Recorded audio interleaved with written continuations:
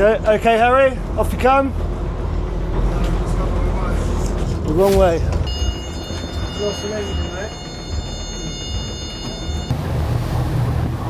Well, technical difficulties were actually great difficulties. Está bien. Estamos bien. Nos vemos ahí, okay? I've just crashed my drone. I can't do anything, mate.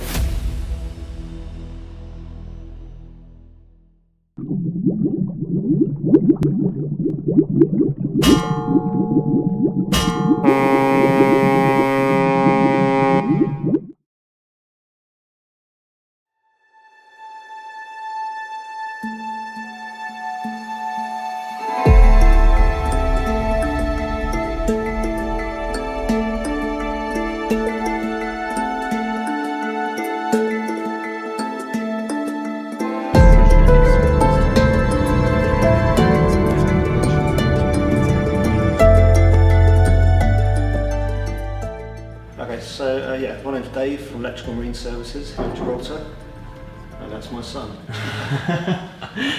We'll let him in, eh? Hey. Hello, mate. Hello, Harry. Hi. Say hello to the camera. Hello. Give us 5 minutes, Harry boy, right? Okay. So this weekend has got nothing to do with our job at all, but yeah, one of our other clients has come to us and asked us if we can assist him with manoeuvring and moving his boat out of Almeria, which is about 200 miles away. So we're going to go pick his boat up, bring it back here, and get him berthed up here, get him sorted out.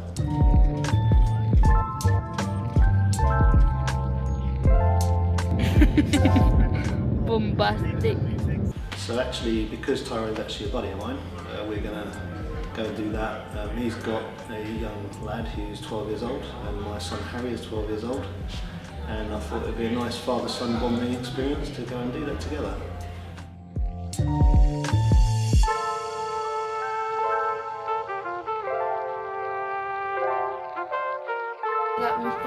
Okay. It's got a dry mouth, look. Hello. We just got back from Almeria. We just arrived in Almeria. Can we driven for redo 3 that? hours from Gibraltar. What are we here to do, Harry? Deliver a boat. We're going to deliver a boat. So this is the boat. This is Tyrone's boat. I'm not sure the name of it, but it's a Trader 45, I think. It's 49 foot. Is it 49? There you go. You've got Harry's captain's position. No, yours. Are you going to drive? No, No? I'm not qualified. I'll watch. So Harry's going to be our crew, and Alfie as well. And we're basically going to take some time to teach them how to do some chart plotting, how to keep watch, generally how to be a good crew member and do an actual boat delivery with them. Give them some responsibility and hopefully they'll be up to the job. I'm sure they will. So basically, we've got all the electrical stuff here, all the power and all that.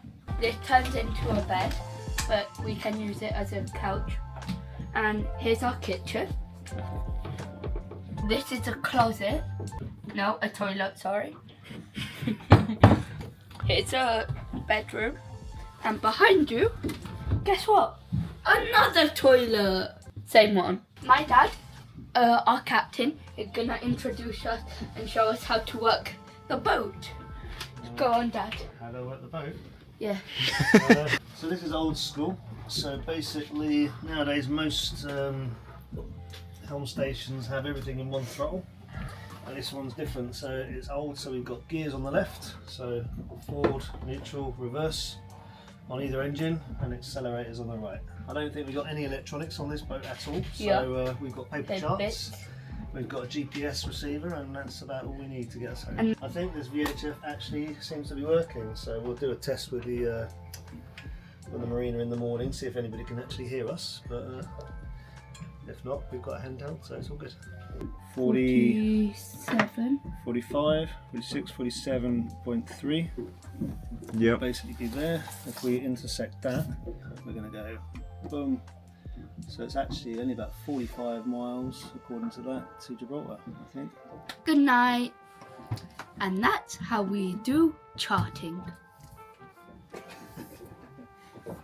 So, So you get a little beer. Wait for those.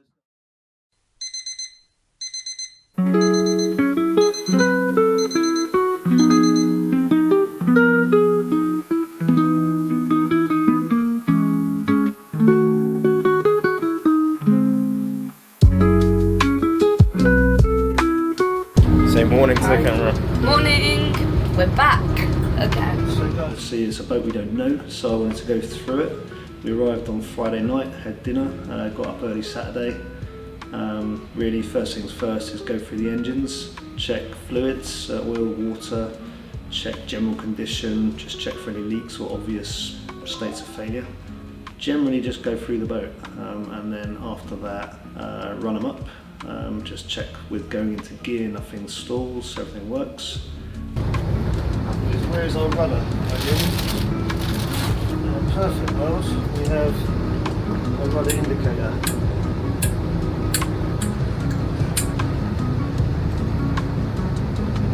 Yeah, then just go through various points of, do we have fenders on board, do we have ropes, do we have lines, stowage of equipment, the kids, have they put all their toys away, have we shut all the windows, going to see if we haven't shut the windows, there's a good chance we're going to be in problems. I talked through life raft for the kids, you know, what happens if we have a fire, where's the fire extinguisher. Everyone has to put their own life jacket on, fit it to themselves, and then put it in an area where they know where it is. Really, that's just teaching the kids that as much as it's fun and it's a holiday and there's a serious aspect to it, a bit of health and safety and what to do if it all goes wrong, so we've got a little bit of a plan. They're automatic, so they will inflate automatically, you know? I bought them swimming and we're gonna wear it. While you're swimming. Yeah. You might leave it puffed up. Yeah, when I say, I'll ask you to hold it like this, okay? So even if there's a really big gust of wind, you're not holding it, you're just holding the rope in place. Who wants the job? Not me. Which one do you want? I don't know, it's up to that. So basically Okay, I need to untie it. Very, very rarely, that's been like once in my whole life I've seen one, but a shipping container could be floating around in the water about a metre under the water, something like that. And if we hit that, that could probably sink us. So that's the sort of thing that you could be like straight away, Dave, I've seen a shipping container.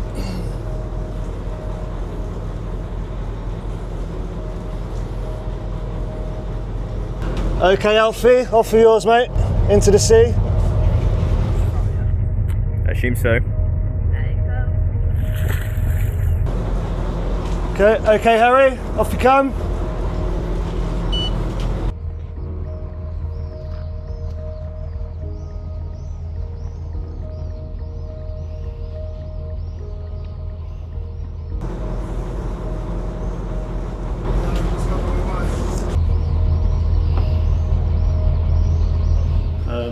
Harry, unfortunately, we did practice him taking his line off. Unfortunately, he left the looped end with the knot on. He let go of that instead of the free end, and he got stuck on the cleat. The wrong way. I know.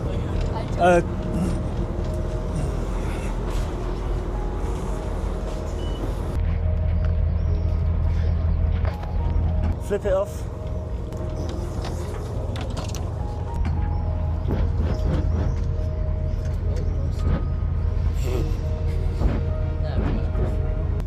Cut that out.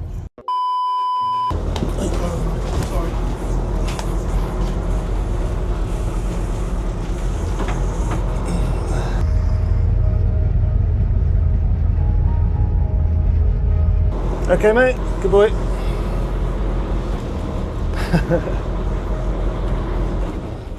But hey, it wasn't a big deal.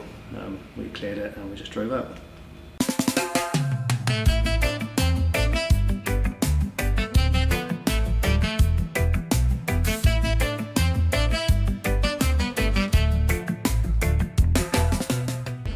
A bit of an embarrassment back here, but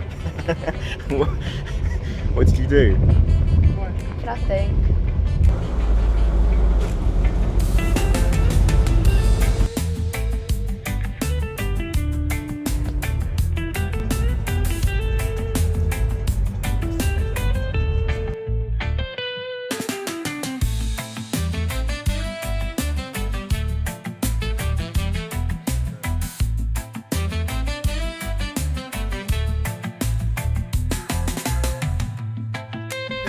prices cost €1.65 for 1 litre. So yeah, very expensive. It's one expensive refuel. Were you expecting it to be this expensive?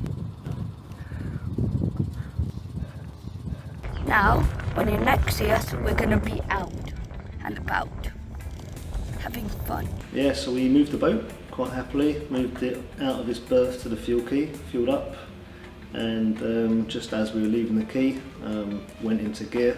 Even though it had been running quite happily, the starboard engine failed.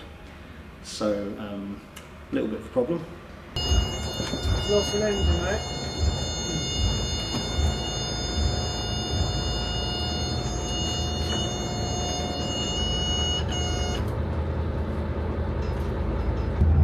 We've lost. I know. I'm gonna let it drift onto this wall here, okay? So what happened there? Lost an engine, I went into gear and had the engine unwanted. I looked around and there was a hammerhead just to my left, so I was able to drift the boat so we went side onto there. And I don't know why at the time, but for no reason I could see, I just could not get the starboard engine to start. Nothing at all. I requested permission from Marina just to leave it there for a sec. Hi, this is Francesca. We're just clearing the petrol station. Just to let you know, I just lost an engine. So I'm just going to drift onto the hammerhead of this part of the marina over here. And I'll have a look and see what's going on, okay? Okay. So any fenders on the port side if you can, mate? We've got it. Okay. Any extra ones would be good.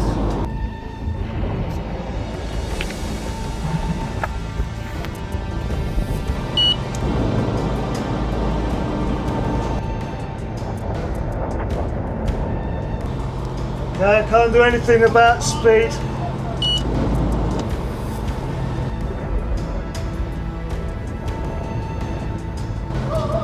I can't do anything, mate.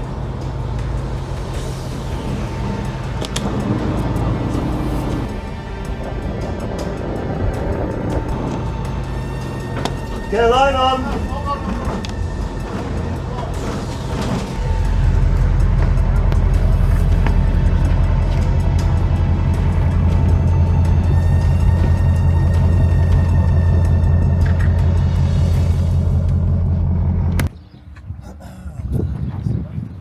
The smoke went out.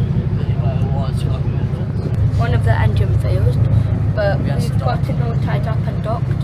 So yeah, it's all good now. You said to the camera, "We'll see you out at sea," but we haven't really moved. What's going on? Technical issue. Technical. Okay. Nothing in our control.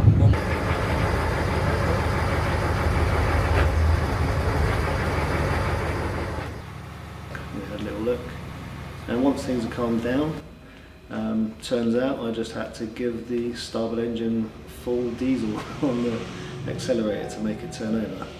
But in the moment, it just didn't go, so I reacted and put it where I needed to put it. In that moment, half. So they were the key. Great start.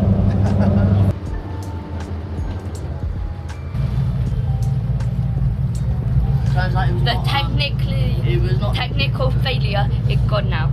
It, Well, technical difficulties were actually rain difficulties. yeah, technical issue. Technical. Okay. Nothing in our control. Anyway, bye. See you out.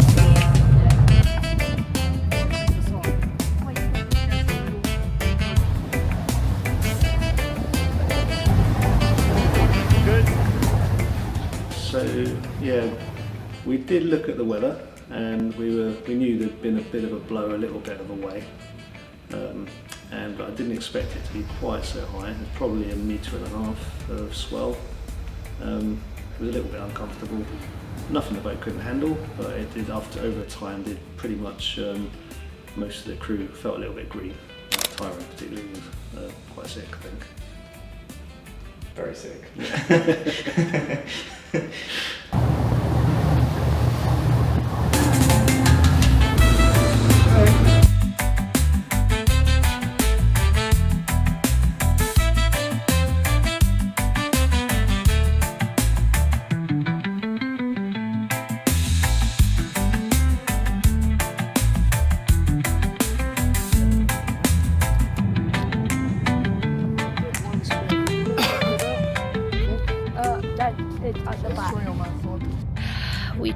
are outside the port waiting to be let in. Yeah, so we pulled up outside Marina dell'Est. It was one of my ports of refuge, if you like, or things not going so well as I'd hoped. Marina dell'Est is a marina I like. It's nice and safe, tucked away, and I knew it was only 40 miles, so we could go there. We were aiming for Fuengirola, but I mean, it was like another 5 hours driving, and it wasn't a nice day, so we decided we'd pull in there. And as we were outside, we decided to just prepare, get all our fenders ready, get our lines ready before we drove in, because I knew it was quite tight.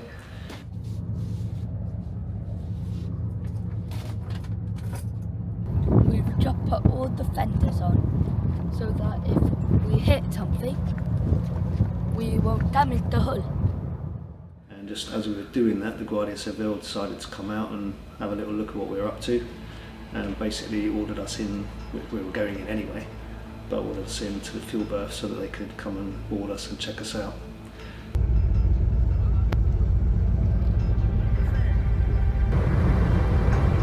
Sí, un momento preparado. Vamos ahí. Vamos adentro. ¿No? Está bien. Estamos bien. Nos vamos ahí, ¿ok?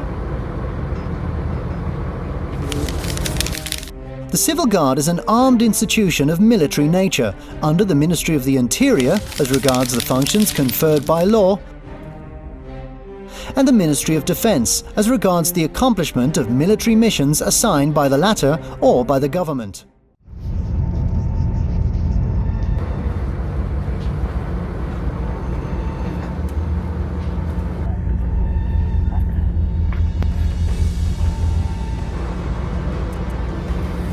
Okay, Ty, get me 2 more fenders on the right.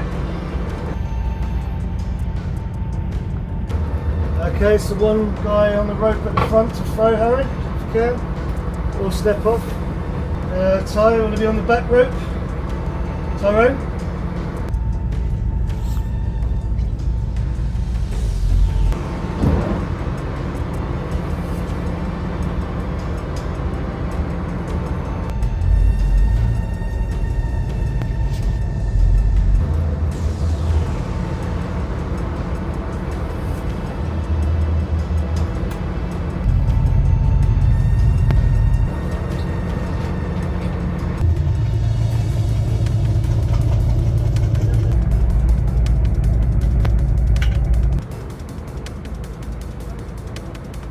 In answer to what was learned is the guys didn't realise they needed all their paperwork on board. So if you're sailing in Spain, you must have all your ownership documentation, your insurance and your passports and everything that basically is relevant to the boat on board.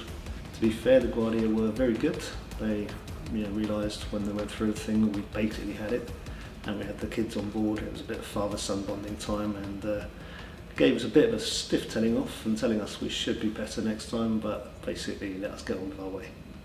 So, all good.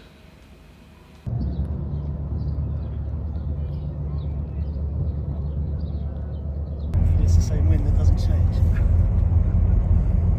Marina was really nice. Unfortunately, it's out of season, so it's only a small marina, so all the restaurants were shut, the bars were shut, but Leanne had made us all lots of dinners, lots of food, and it made a good point to make sure we ate some of it.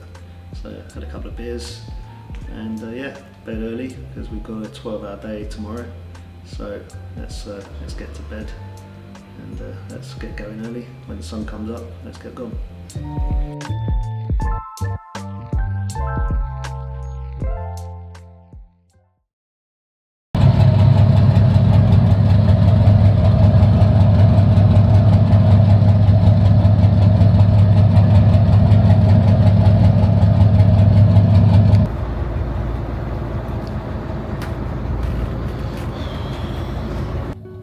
Manoeuvring, that's all cool. There wasn't a lot of wind there. It was quite tight where we had to park the boat, sorry. But just a case of nice and easy, nice and slow. Got a bow thruster, got 2 engines, so we just slipped her in, and Marinero was there to take the lines.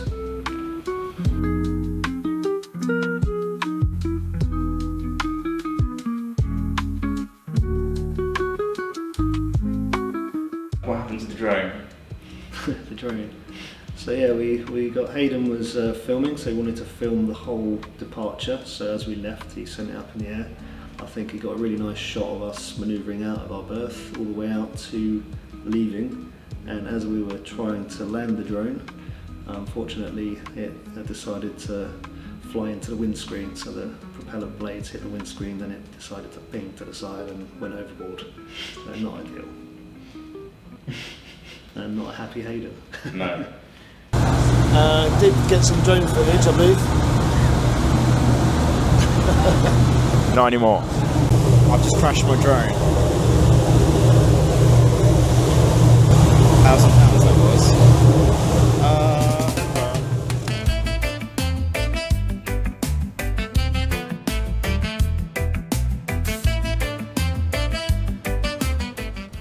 The sea state was reduced considerably, so we had like a ½ metre swell and a very straight direct run all the way to Gibraltar.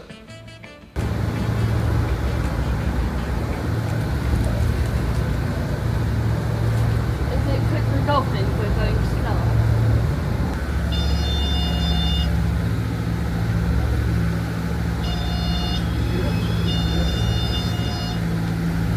What is it?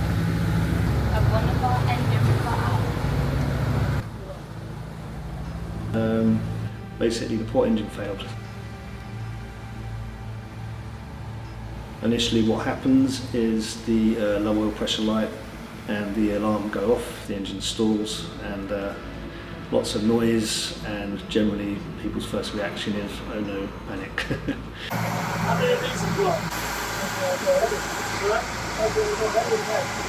If I use it for this engine, and that one gets blocked, the good engine, and the really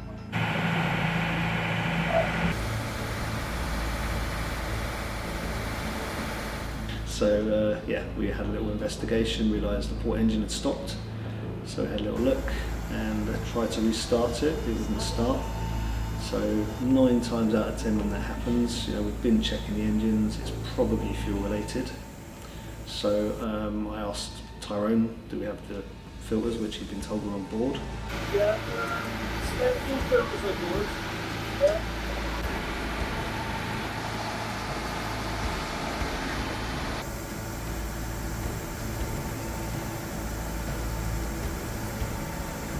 So I changed the racals first, didn't really have any effect, and then I changed the fine filter and just had to bleed the engine through really.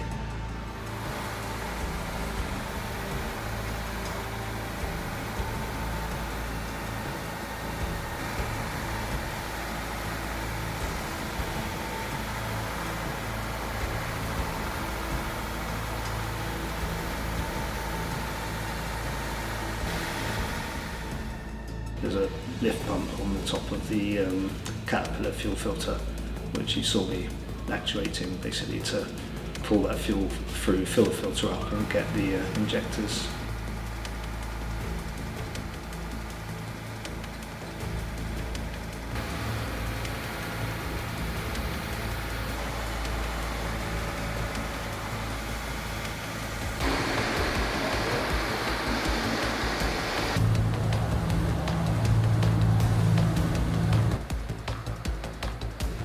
Yeah, once that was done, engine started and we're on our way again.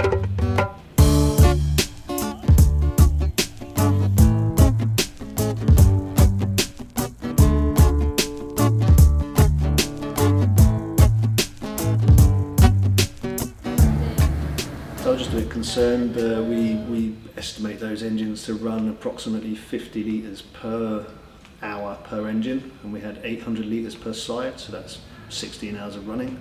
So I sort of, without checking too much, just basic maths, with the runs, the days running of the first day, probably by the time we got to about Europa Point, there was a good chance we were going to run out of fuel. I decided to try and head to Fuengirola, expecting to be able to fuel up. So we did that. Unfortunately, it was a Sunday and Fuengirola was shut.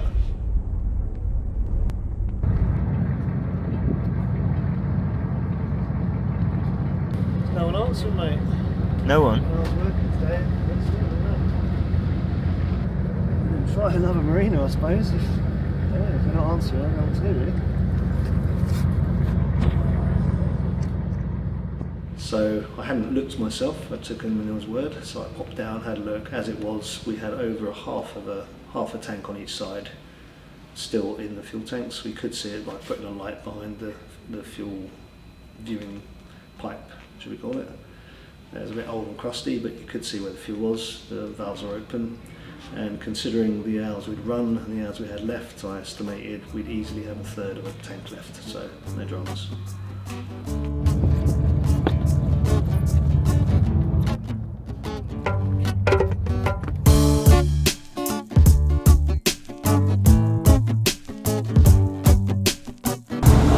The waves have been better than yesterday.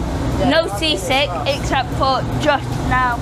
There are dolphins and flying fish outside our boat. Any flying fish? I have.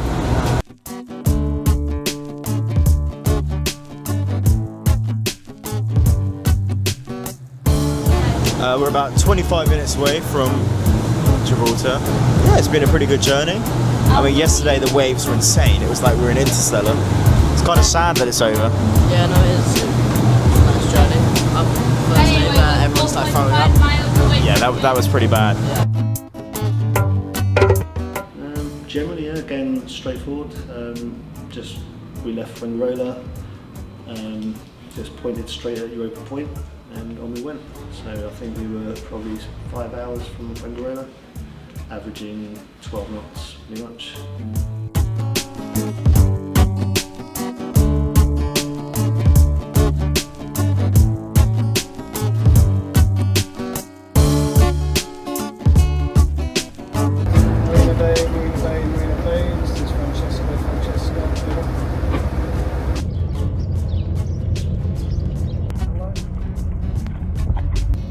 We're waiting to be told where we park.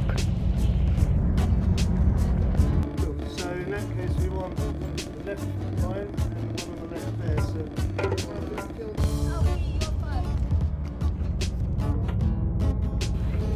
Nice sea state, nice day. The kids enjoyed it, and we got into Gibraltar at about 6:30, so just in time for a beer. 1,125. You lied to me yesterday.